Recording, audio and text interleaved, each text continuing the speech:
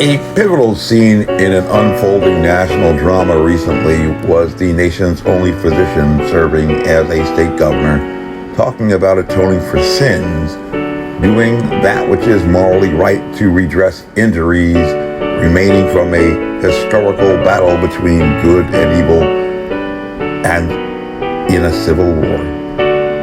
A dualistic view of reality that a child can understand, and also the signature line of argument for socialists and Marxists historically opposed to faith. In the developmental events preceding this pronouncement to remove a symbol of the past oppressions, there is the soteriological image of an alleged innocent who died in remission for a nation's sins, with the presentation brought in deliverance by a man of the cloth, albeit covering his face. One of the defining characteristics of the pandemic debate before a paradigmatic shift to emotionally charged protests and riots for social justice without the restrictions of social distancing was the dichotomous dialectic of science, particularly the authority of medical science, authoritative enough to override law and the executive powers of the president, in juxtaposition to ignorance, with all of its political and ideological implications. And nowhere was this Hegelian tension clearer than in the intersection between responses to the contagion and Christian faith, arising during the season of Lent and canceling Easter services across the nation. And in an identity politic, even the magazine publication The Federalist took note of the anathema of progressive media outlets towards the evangelical Christian community, where community infections prominently took hold, somehow resulting in widely publicized deaths, not just of pastors, but particularly outspoken pastors professing an unashamed gospel and support for the current presidential administration. In the midst of a pandemic crisis, businesses and churches were closed. Conduct usually associated with freedoms were restricted, and that churches were closed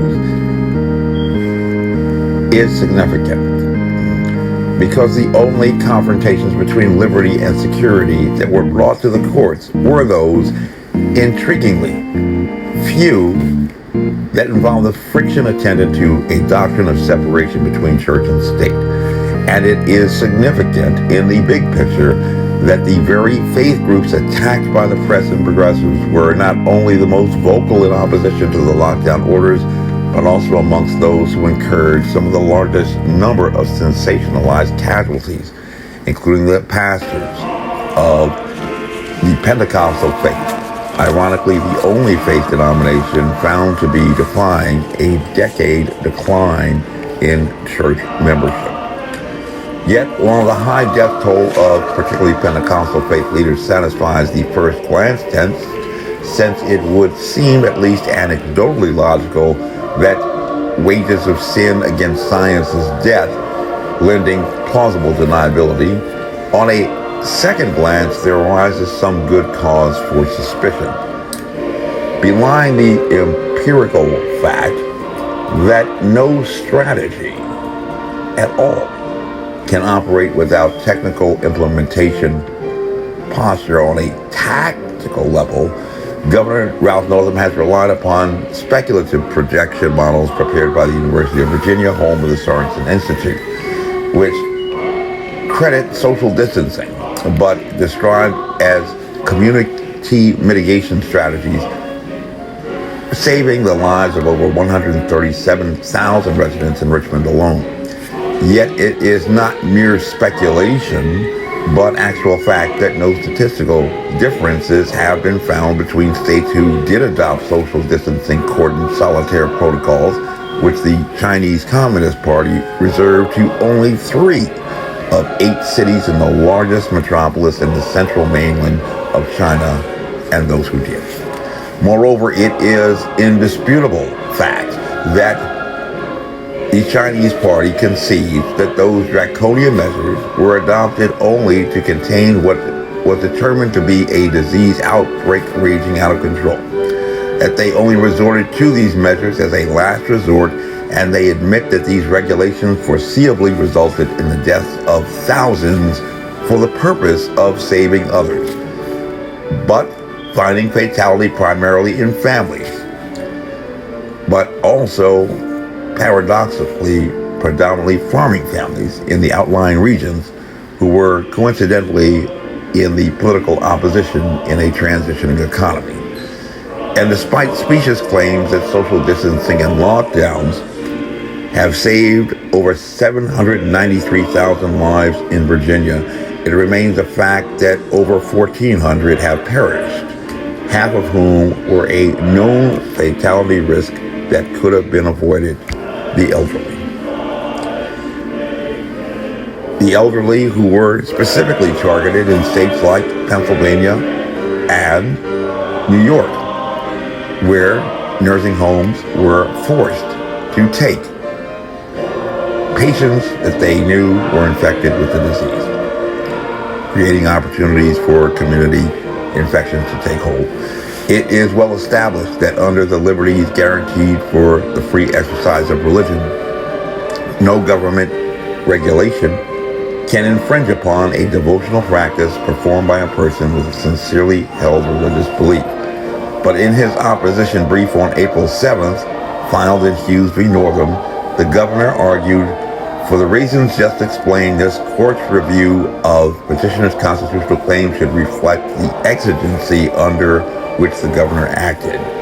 But those claims would still fail under the standards of judicial review that would apply outside an emergency setting. The governor argued the current emergency presents a particularly appropriate moment for such deference. The governor argued courts have long emphasized that elected branches of government must be able to take decisive and targeted action to address matters of urgent concern. For that reason, in evaluating measures taken during an emergency, the scope of a court's review must be limited to a determination of whether the executive's actions were taken in good faith and whether there is some factual basis for the governor's decision that the restrictions he imposed were necessary to maintain order. That framework reflects the reality that governing authorities must be granted proper deference and wide latitude necessary for dealing with emergencies. The governor argued Virginia's government has taken a series of steps to limit COVID-19 spread. As early as February 7, 2020, the state health commissioner identified COVID-19 as a public health threat.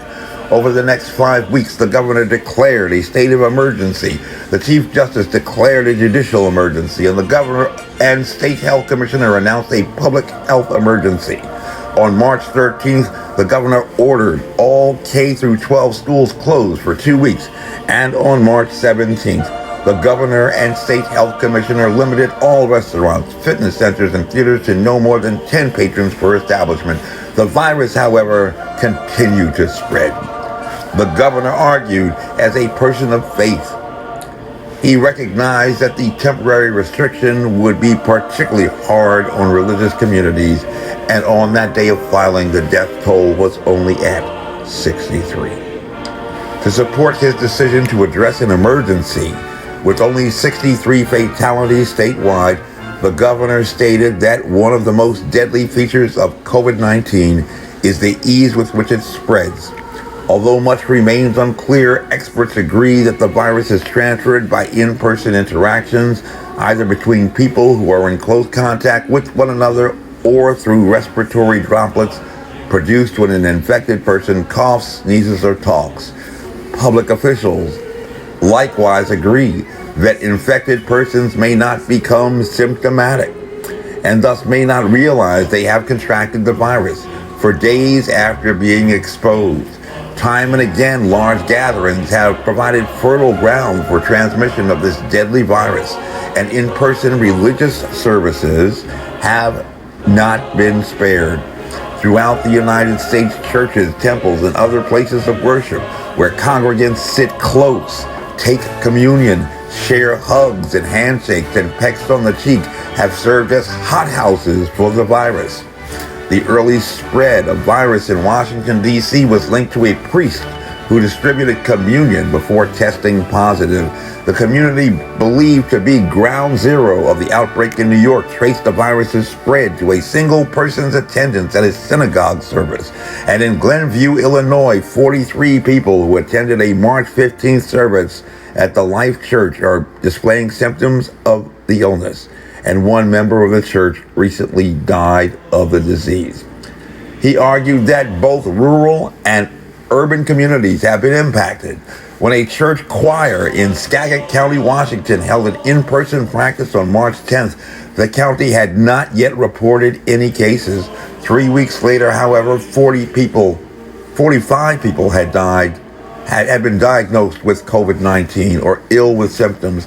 At least 3 had been hospitalized, and 2 were dead. A funeral service was likely the source of spread in Dougherty County, Georgia, where 521 people have been responsible for being tested positive for the virus, and 30 people have died. Experts predict that COVID-19's impact may be particularly severe in rural areas because of the comparatively greater percentage of citizens particularly vulnerable to serious outcomes, greater distances between homes and hospitals, and a general lack of hospital facilities. But today, with over 1,740 dead, things are very different now in the images on television screens, particularly after the mass gathering in Philadelphia yesterday, the location of the Liberty Loan Parade outbreak for the Spanish flu in 1918, which was responsible singularly for the deaths of over 20,000 Philadelphians. And the governor claims, joining with other progressive leaders, that he is now standing with justice and urging others to do the same, joining protesters and rioters and those who have been described as domestic terrorists. Once infection takes hold in an individual, a dualistic battle sets off within a person as the immune system in the respiratory tract attempts to ward off an invasive element, attempting to fight through a path clear to the lungs and other organs below. But the window of opportunity for this battle to commence is actually very narrow, even for an infectious contagion in a respiratory tract infection, requiring introduction to the entrances of the respiratory system through the mouth and nose, a very small target to hit. The virus is uniquely equipped with facets to facilitate this attack, however, equipped with HIV inserts to degrade immune system defenses, just like a concussion or flash grenade in a room clearing, but also enhanced with human respiratory cell-specific spike that enables the pathogen to attach like Velcro to only those cells in its host and penetrate deeply for maximal damage. With an incubation period out to 14 days, the SARS-CoV-2 biological agent has, on average, established a sufficient stronghold for a person to develop visible symptoms within just 5 days, or 10 days for the most vulnerable elderly victims.